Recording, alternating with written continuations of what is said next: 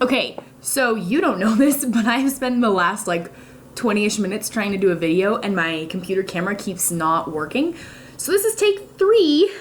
Let's hope it works because this is getting really frustrating. As you know, I'm not a videographer. I just do it in one take and I post it. It's about the book, not about how good I look. Anyway, yikes. So cross your fingers that this one works. Okay, I just finished reading Rook by Sharon Cameron, published in 2016.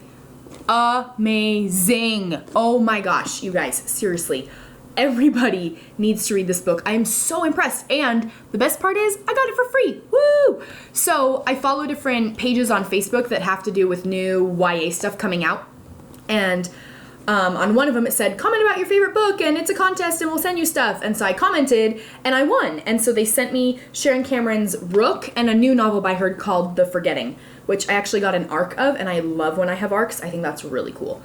Anyway, so this book, though, Rook, is a retelling of the Scarlet Pimpernel plus French Revolution plus post-apocalyptic, and it's the ultimate hero story, and I loved every single page. It was hard to put it down. When I wasn't reading, I wanted to be reading. One of those, right? Total page turner. So Sophie is the main character, and like in the Scarlet Pimpernel, she's the hero figure in the story. And like I said, it's kind of this French Revolution thing, and so she is trying to rescue people from the prisons because they have a guillotine, they call it the razor, and people are dying left, right. It's ridiculous, right? But so it's about the deceivingness and the bravery and constantly the sense of danger, and it's also a story about her brother Tom. He helps her with her rescues. And she then also has this fiance that she didn't really want, but it's a money thing because her family is losing all their money and soon her father's going to be sent to debtor's prison. But this fiance is supposed to be able to pay off her debt, but she doesn't want to marry him, blah, blah, blah, fiance problems, right? But the whole thing was so impressive. The details and the whole plot line was so intricate. All these pieces perfectly meshing together, perfectly. And I just am so impressed with that. When I write realistic fiction for the most part. And part of the reason I do that is because it's easier for me to tell a story. Here's the beginning, this is what happened, here's the end, resolution, right? I have a hard time doing stories that are going to have all these different chunks coming together because I can do it in my head really well. I have a hard time writing it then in a way that a reader can just pick up and understand. A lot of times when I try to do things, people are like, I'm still confused on what this looks like or what exactly happened here or what this character meant, you know? So for me, it's easier to just do realistic fiction and I do it in a chronological timeline. Sometimes I switch point of views when I write, but I can't do these big mastermind plans. It doesn't transition from my brain to paper as well as I would like it to. So I don't write that as often. But Sharon Cameron did a fantastic job. It was amazing and so detailed, perfectly written, very well edited as well. Sophie the hero was a great hero. She had her flaws, of course. She is super brave, does her thing, puts others before her, really good hero. The villains were so great. True villains, truly evil. Truly evil. Ridiculous. And at one point, you just can't understand why they would be this bad. And Sophie even says at one point when she's trying to think through what she's going to do to take down the sky and save these people and whatever, she even thinks if I understand him, then that means I'm like him. And it was just so well done.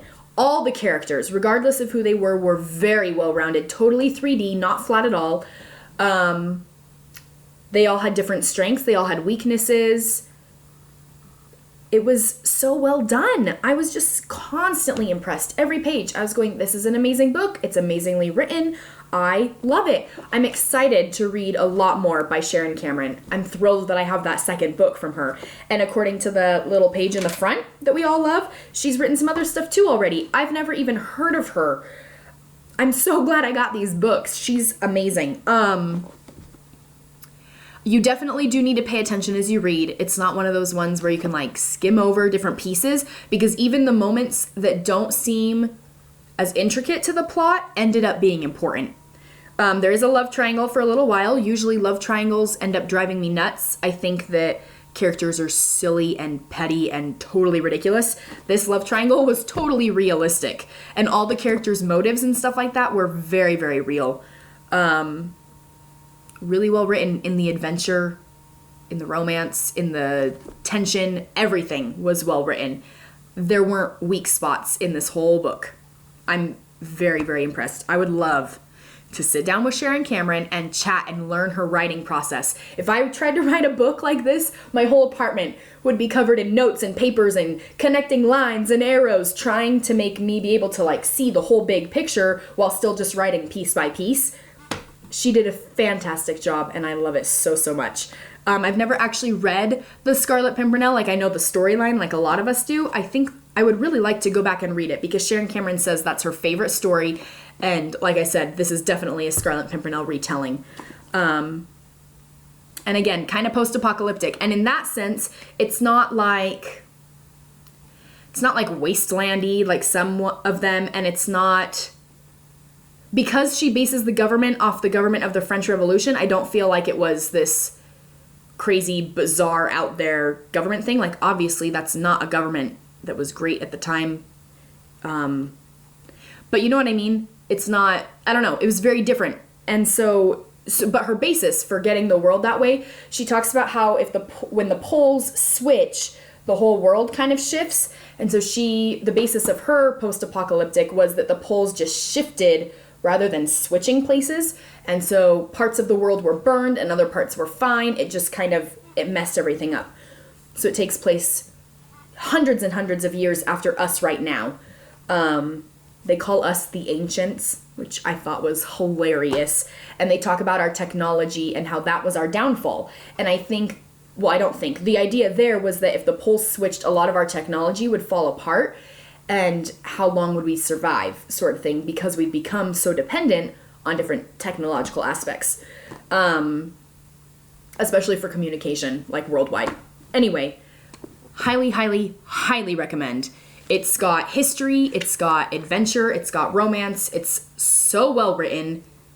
I am just so excited to read more by her. She's fantastic. Sharon Cameron. This is called Rook. Definitely read it. Let me know what you think. Keep reading.